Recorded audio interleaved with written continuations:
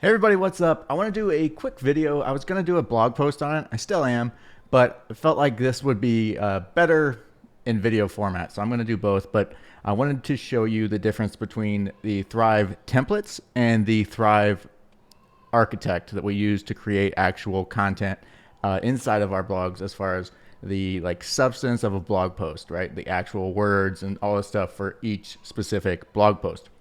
This is a common problem that a lot of people have. They go in to edit their page, any page on their website, and they end up making changes that either apply to just one page and they wanted it to apply to the whole website, or they make changes to the whole website when they only wanted it to be on one page. And this is a very easy fix, but if you're brand new to Thrive themes, it can be a little bit weird at first. So for this right now, I'm going to start with this blog post that I'm writing.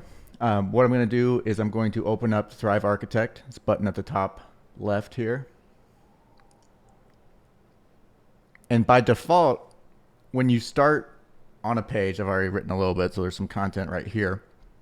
When you start, it's going to be right here in the editing content, right? So this is going to be the basic Thrive Architect, and I can edit all of this stuff in the content area. So I can come over here and I can add anything I want. But what you'll notice, so I can add anything in this area, but what you'll notice is if I want to add stuff over here to the sides or up top, I can't do that. And that's because that part of the page is edited in the template area. So if I wanted to do that, if I wanted to change and let's say put a search bar down here below the table of contents, or I wanted to change the way that the table of contents actually looks, I can do that, but I have to switch. So over here on the far right, at the bottom, there's this little button here, and it says Edit Current Template. To edit the current template, switch to Thrive Theme Builder. So I'm going to click on that, and I'm just going to continue without saving. I didn't make any changes that I needed. And now it's going to basically flip. Now I can't edit the content of that specific post, but I can edit the template, right? So I can now, like we wanted to add that search bar, if I come over here to the plus button, let's find search. I can add that here now, right? I can edit that as much as I want, but for now, let's just remove that. But you'll see now if I want to add text to the actual body here, I can't. I can add it above the post content, but that's going to be dynamic, right? So let's say I just put example, right? So now that word example, since I edited it in the template, it's going to be on every page that uses this template. So that's not good. We need to be careful with what we do. Some people, what they'll do is they'll come in here and they'll start writing their entire blog post. Like they'll be like blog post, blah, blah, blah, blah, blah. And then they'll put all this down there and they'll publish it. And they'll be like, oh my God, all of my content now has this blog post on it. I just wanted that one URL to have that content. But since they created it inside of the template builder, they created something that's going to be dynamic across all of the pages, right? So one thing that we can do is I can actually, let's go ahead and save this. I got to remember to delete it right away because for a minute it's going to show up on all these pages and look ridiculous, but it's fine for now. So if I want, I can click up here on the top right and I can see what it looks like on another post. So let's go to another post that's completed, and you see there it is. Let's go to one that's actually published. That one's not published. Demand versus quantity demanded. See, now it's showing up on all of those posts. And if I were to go to, let's go to my website, let's go to the actual website and click on one of the ones that I know is using that template, and there it is. Not good, right? So that's a mistake that a lot of people make. So what I need to do is immediately get rid of that, right? And save, make sure that that's good. So when you're editing the template up here in the top left, you're going to see you are editing a template. If I want to go back and actually edit this content, see this area that says post content, that is where the actual blog content goes. So if I want to actually create this blog post on demand versus quantity demanded, the actual words and images and everything related to that will go in here and nowhere else. You never create a blog post inside of a template. The template is the shell that is updated across the entire website for any page that uses that template. So now let's go back And one thing to remember too is that you can use a bunch of different templates. So sometimes people will be like, I edited my template, but it's not appearing on the pages I want it to appear on. And that's usually because they didn't select the right template. So up here, if we go into post, on the left side here, we can come down to post template settings, and I can actually see all these different templates that I've built, right? So here's one that I created called H2 and H3. Basically, it's for posts that I wanted to have a sidebar table of contents that had H2 and H3s listed. So let's go ahead and see what that looks like if I change it. Okay. So now if I wanted to edit this template, I do the same thing as before. I'd come up into here, I click on that, and I could edit anything.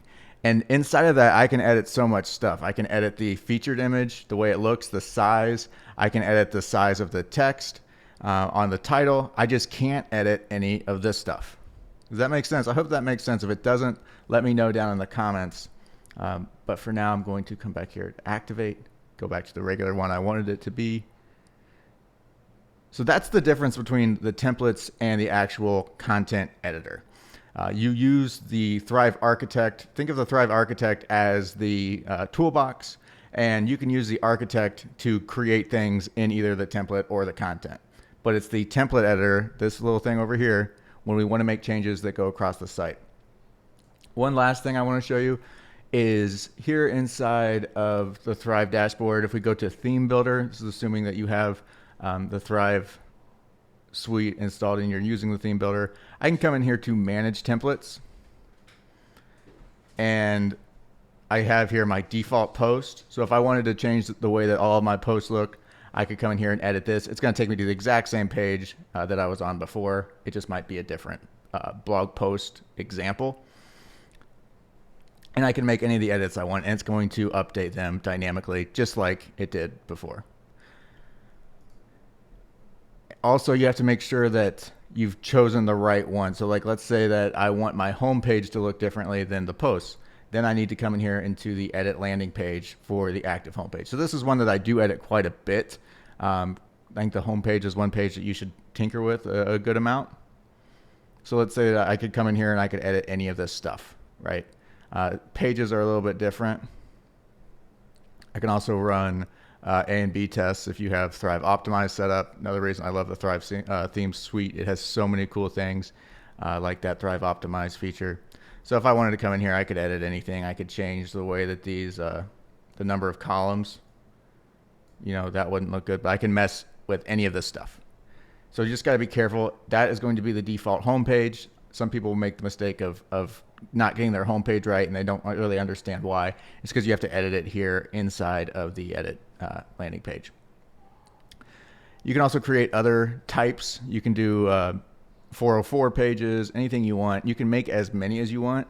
I recommend not making too many. I think that there's some pros and cons to making a lot of them. I like to keep it basic and just let my content, the post content itself, kind of change, but then the outsides, I like to keep that between 2 or 3 different types of templates, depending on what I want to do and how big the content is, if it's got videos, stuff like that.